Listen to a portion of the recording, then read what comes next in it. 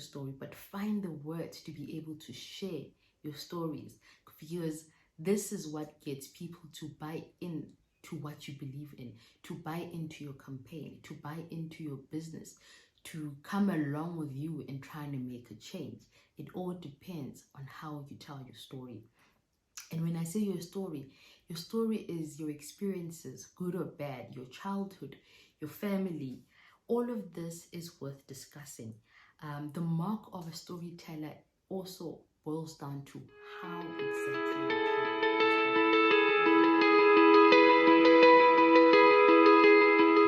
Hi guys, I am Muthando Magakutu and welcome back to my YouTube channel. If you're here for the first time, please remember to like, subscribe and hit the notification button so that you can get a notification every time I post a video.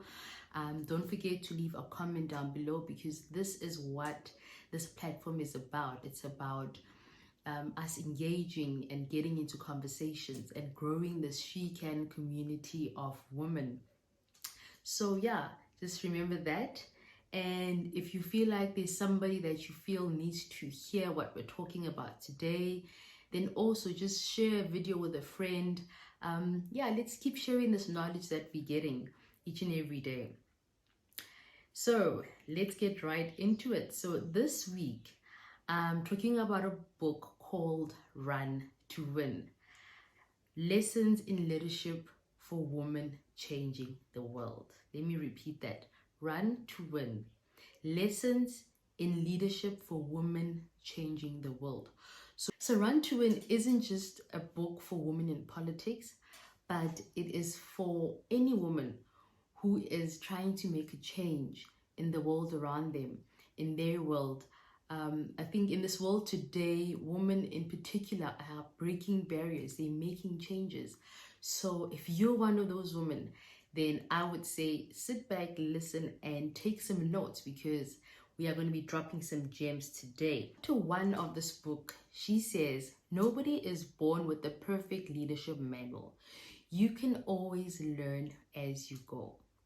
So when you go into this chapter, basically what it's about is it emphasizes the fact that your journey into leadership begins the day that you make a choice, that you want to go on this journey, that you want to embark on this journey of leadership. You don't necessarily have to wait until you're in a leadership position. You don't have to wait until you get certain qualifications, but rather it begins the day you make that choice. And moving on from that day, you need to make the conscious choice of understanding that you need to learn. So you ask the questions that need to be asked, learn what needs to be learned, get the skills, equip yourselves with the necessary skills to be able to get into that position that you are aiming for. But don't hold yourself back because you are waiting for yourself to reach a certain level or acquire a certain qualification of that sort, or to be promoted into that position. But you need to start acting and living out the values that you already have and learning those that you need to empower yourself to get into that position. She says in the book, all you need to be a good candidate is integrity, passion, energy, commitment, and a true willingness to work hard, learn, and ask for help. If you have passion for community and want to make a change, you should figure out why it is that you want to be in this specific position. And that's another thing that you need to think about. The more curious you are about the things that you're unsure about, the more knowledgeable you become. So this again speaks to what I just said, that when you understand that you don't know everything and that you need to learn, that is the more knowledgeable you will become, because that is when you will go out of your way to learn the things that you need to learn in order to get where you want to go.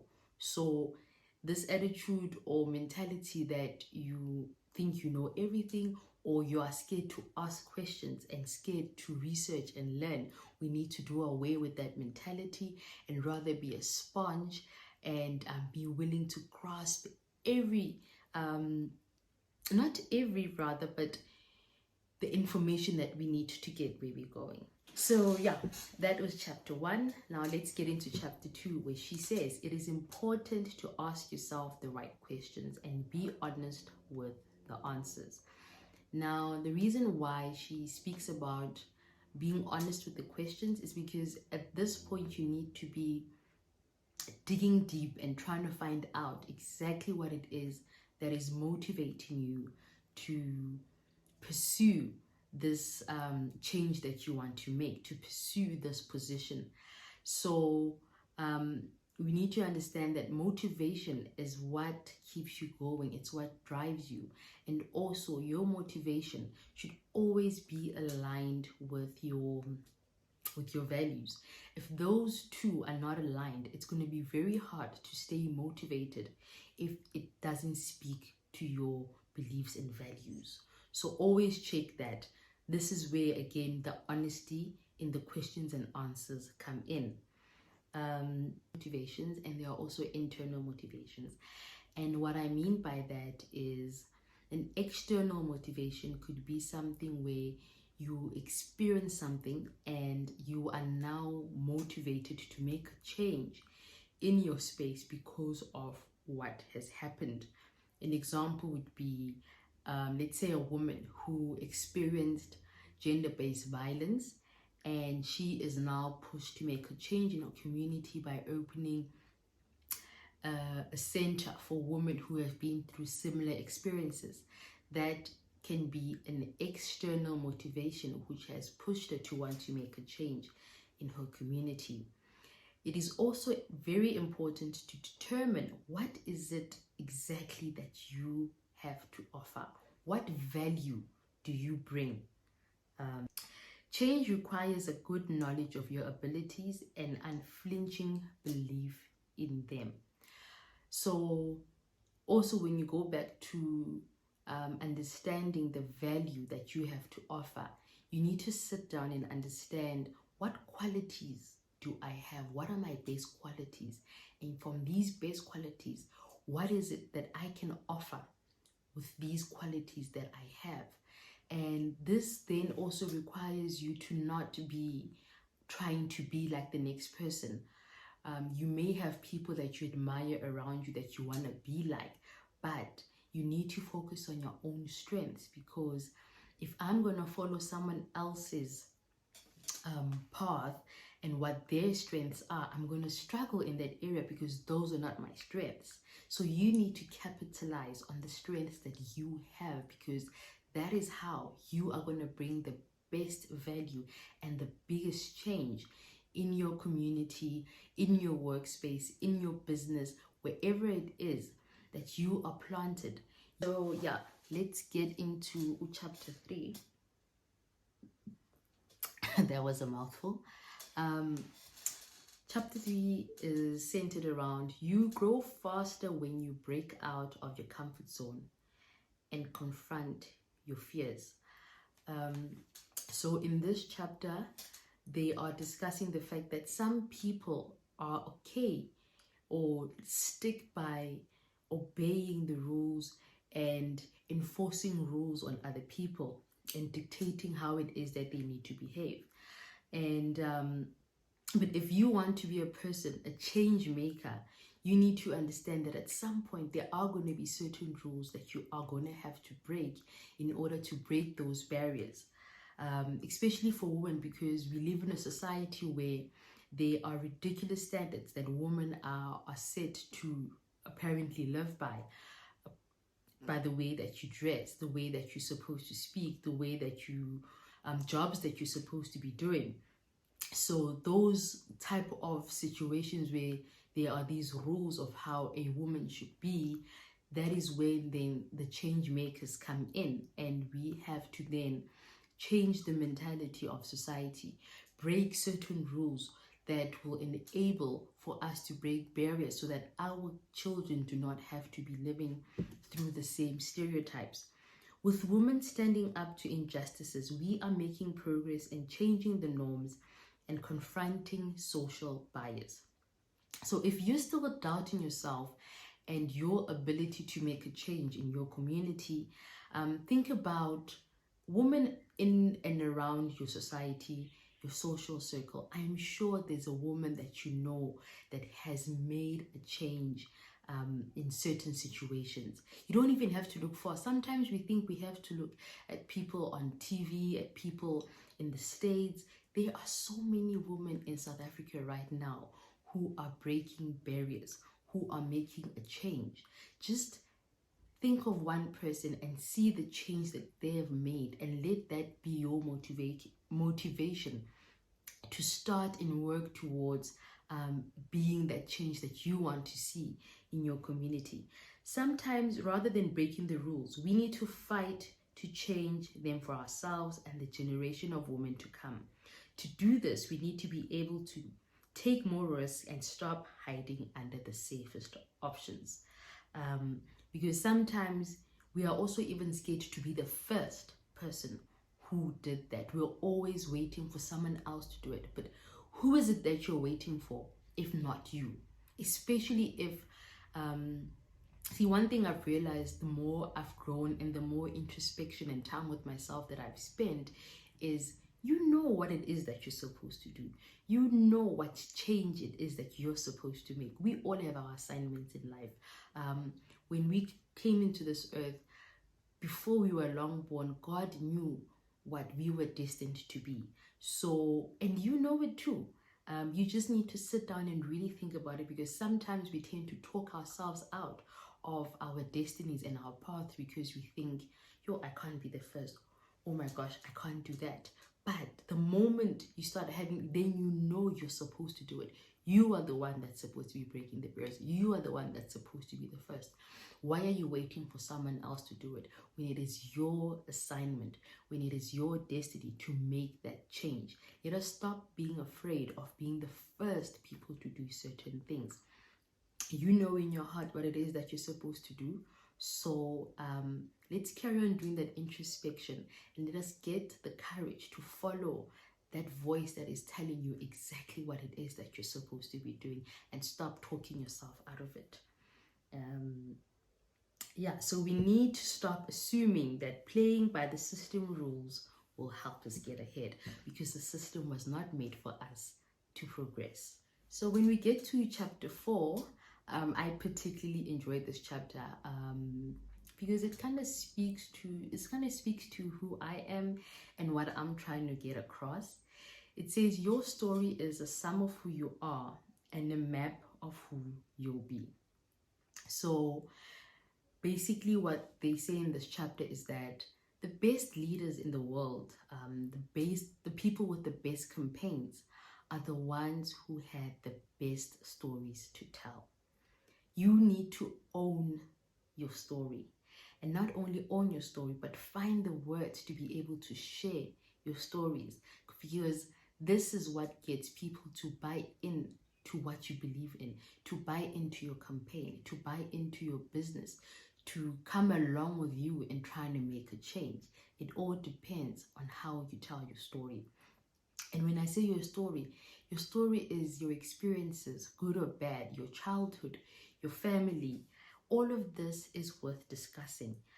The mark of a storyteller also boils down to how exactly you tell your story and how you engage the people that you are telling your story.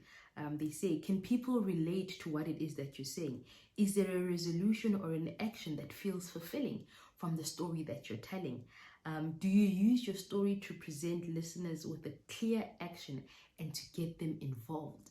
These are the things that you need to look into when you're trying to sell that idea, when you're trying to get people to buy in, people to invest, people to sponsor you. These are the important questions that determine how much effect your story has on what it is that you're trying to do and on the listeners that you're trying to engage. I remember last year I was part of a program called the VUCA program, and so we had a little competition. Basically, they were trying to teach us how to pitch ideas to potential investors and potential sponsors. And the main thing that they wanted us to focus on was you need to be able to tell the why it is that you started your business. And I remember a lot of us, when we were asked why, we went into the whole technicalities of, I don't know if you've seen like a lot of mission statements and visions of business profiles. It's all the technical jargon, it's all technical, it's there's no personal touch to it. And so we all first came in with that mentality of, this is why I started the business, because I want to make $1 million, because I want to do this and this and that. And I remember that our mentors and coaches all scrapped it, and they all focused on, what is your story? Because you need to reach the human and emotional element, because in most cases, as much as you can be in the business world, in the workspace or whatever, a lot of decisions that people make are linked to how a situation makes them feel. So we were asked to tap into our story and try and understand what motivated us to start that business, what was driving us, our values, our beliefs, our experiences. And we had to dig deep and unpack that. And from there, we were able to write more compelling stories, and we were able to tell more compelling stories. And those are the kind of stories that will get investors to actually take a second look at your business and want to actually invest. You need to try and reach the emotional element. So never ever try and hide your story, because that's why you need to understand why it is you do what you do, what is motivating you, and then how that ties in with your story. And then you take that and use it to drive why it is you're trying to make a change, and to get people to buy into the very idea that you're trying to push. Chapter 5 and chapter 6. Chapter 5 and chapter 6, they basically tie in for me. So ngizowahlanganisa and summarize them at the same time. So chapter 5, uthi leadership has its moments, but it helps to have a team that you trust. And then chapter 6 talks about, at various points in your career, you'll need to ask for help. Do it correctly. So in terms of having a team, she says, when you're trying to change the world, you cannot change the world alone. You need a squad. And in terms of having a squad, as it sometimes kuba ngcono when you do it alone, because we always have this mentality that you think no one can do it as good as you do. There's certain things you feel like, yabona mina le ngiyayishaya, so you have trouble handing it over to another person to help you. However, as time goes and your project starts growing and there are more things to do, you are going to need that help. And it always helps to have that squad, and to get people who have different talents. Because like I said in the previous chapters, we all have our strong qualities, and it's kinda cannot be the truth to and now you have strong qualities of everything. You're a strong speaker, you're a strong writer, you're a strong creative, you're a strong accountant, some things you're good at and some things you are okay in. And that's why you need a squad where all of you are bringing in your best qualities, and together all of those best qualities make up an excellent squad. So this one kind of hits home, because I am the one who's trying to make change in the world, but I'm running this race alone. So this is something that I also need to work on, because yes, I'm on this path, she can, I'm trying to make a change, but I'm running my Instagram, I'm running the foundation, I still have an 8 to 5, and I'm basically trying to do all of this by myself. I remember a few weeks ago, I even called a friend of mine who's doing the corporate athlete, and I was like, okay, like as in I don't know what to do, because I'm just trying to do everything by myself, but it's a lot of work. So I think this is one thing that I need to now start working on, is to find help in certain areas. I remember what she said to me, I need to find ways of capitalizing my time and resources to be able to get the best out of my time. So yes, it's something that I need to work on. says you can only build a team when you acknowledge that you can't do it yourself. And I think I've just reached that point myself where I've acknowledged that I can't do it myself. No campaign is a one-woman journey. The best campaigns and best organizations are led by women who delegate and make the best use of the people and tools at their disposal. Capitalize. Thanks, Miriam. You also need your family and friends as members of your support system. It's not just having a team. You need team members who tell you the truth, encourage you, and hold you accountable to your goals. Then also, when it comes to asking for help, this is where networking comes in. And I know we've spoken about this in previous videos. Networking, use your circle, know the right people, and know which people to ask, and particularly also how to ask. So it's not enough to know who to ask and what to ask. You also need to have the right approach. You have to figure out how best to convey the message. You can share your enthusiasm and make them feel like you have nowhere else to turn. So we also need to practice pitching rather, our ideas and trying to get help from the next person.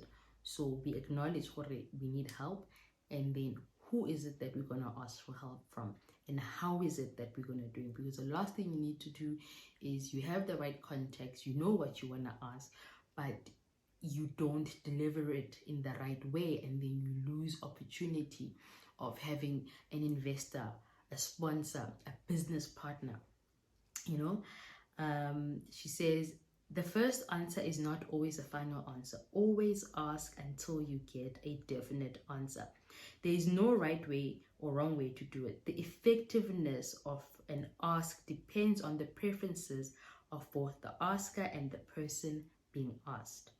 Think about what's more comfortable for you. Do your best to figure out what the most compelling argument will be to the person you're asking. Touché? I hope you take some notes, yes, guys, or near rewind or anything, but need to take serious because, like, I take time to read these books and do my research, and then share this with you guys. So, like, as in, next time when you a question, we'll see, guys, who was listening and who was not. And in conclusion, you have decided that you are going to make a change in your community. You're going to make a change in your organization. You're going to make a change in your business. You have to understand that it's not going to be easy. You are going to be met with obstacles along the way. No matter how much you plan, it is not always going to work out for you and your team. But remember that it's a marathon and it's not a sprint, so you got to keep going. For many years, women were silent and banished to the kitchen. But the revolution of the current woman has come to stay. You can do anything you set your heart to. Find a purpose that gives you joy. Build a team and ensure that your campaign are full of happiness and passion. Celebrate your team and show appreciation loudly, as this will make them do even more. And she also says, think of something that you are passionate about and try to create an action plan so that you can get it done. Consider running for office and think of the value you will have to offer society. Women have so much power and play a huge role in activating change. It is up to you to use that power to break barriers and create a world for the generation unborn. It doesn't matter if you are the first woman in your generation to compete against patriarchy. What matters is that other women do not have to fight the same fight. I could not have said it better myself. I loved this summary. And yeah, I really hope that you guys enjoyed this video and found it as informative as I did. I've made notes and I've made some plans to put into action to try and make a change on my journey, to try and make a change in my community. So let's keep going, let's stay motivated. We have decided that we want to be leaders, we want to be change makers, we want to break barriers. So let us walk together on this path. Let us encourage each other, let us help each other, because we all have our strong qualities, and if we bring all those qualities together, we can achieve so much more. And yeah, that's about it. Ngini Tanda Nonke Bakaya. Thank you.